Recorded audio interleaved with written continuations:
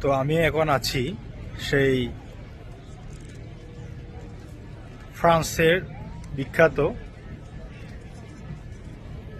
ফরাসিদের দেশ ফ্রান্স।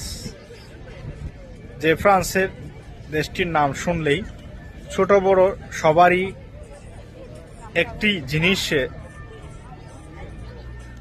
ভেসে উঠে, সেটা হচ্ছে টুর আইফেল। ঠিক আমার পিছনে দেখতে পাচ্ছেন সেই বিখ্যাত টুর আইফেল, শত বছরের পুরনো।